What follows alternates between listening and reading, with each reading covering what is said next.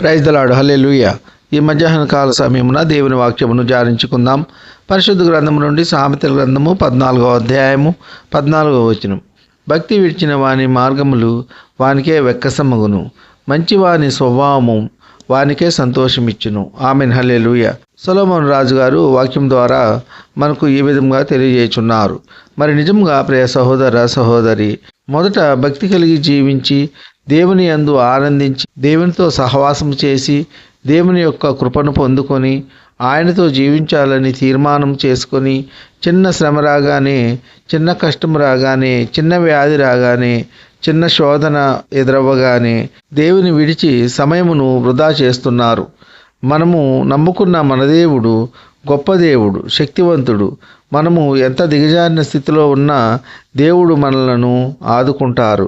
దేవుని నమ్ముకున్న విశ్వాసులే భక్తి జీవితంలో దిగజారిపోతున్నారు. ప్రియ సహోదర సహోదరి, క్రైస్తవులు అనబడిన వారు ఏమాత్రము భక్తి జీవితాన్ని విడిచిపెట్టకూడదు.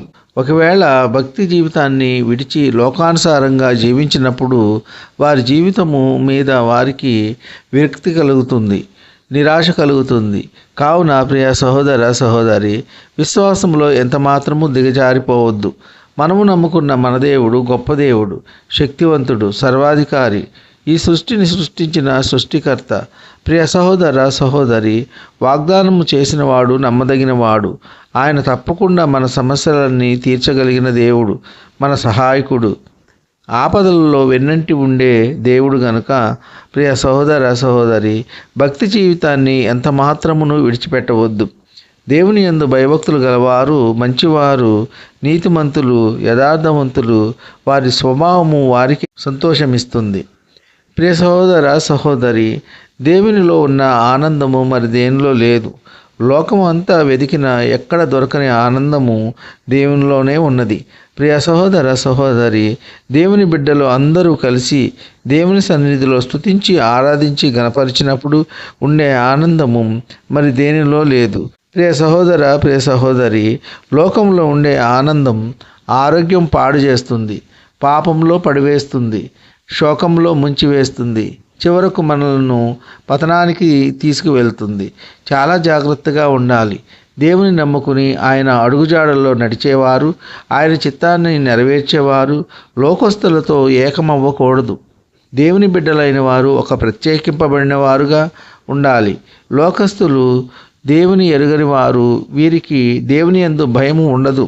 చెడు కార్యములు జరిగించేవారు చెడు కార్యముల యందు ఆనందించుదురు.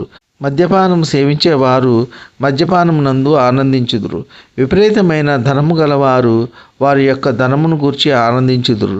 కొంతమంది చెడు దృశ్యములను చూసి ఆనందించుదురు. మరికొందరు జోదమునందు ఆనందించుదురు. మరికొందరు ఆటల వలన ఆనందించుదురు. మరికొందరు అందమును బట్టి ఆనందించుదురు. కొంతమంది ఇతరులను వేదనకు బాధలకు గురి చేసి ఆనందించుదురు. కొందరు భోజనమును బట్టి ఆనందించుదురు. ప్రియ సహోదర సహోదరి, ఈ ఆనందములన్నీ వ్యర్థము. వీటి వలన ఆరోగ్యము పాడవుతుంది, దేవుని సన్నిధిని దూరం చేస్తుంది, దేవుడికి మానవుడికి ఉన్న ఒక స్నేహ బంధాన్ని విడదీస్తుంది, దేవునికి మనలను దూరం చేస్తుంది, అవమానపరుస్తుంది, గాయపరుస్తుంది, నిత్య నరకాగ్నికి పయనింపజేస్తుంది. ప్రియ సహోదర సహోదరి, లోకాశల వైపు పరుగులు తీయవద్దు. లోకములో ఉన్న ఆనందము వెదకవద్దు. దేవుని తట్టు తిరుగు. నా కుమారుడు ఎప్పుడు నా మార్గములో నడుస్తాడా అని దేవుడు మన నిమిత్తము ఆయన ఎదురు చూస్తూ ఉంటారు.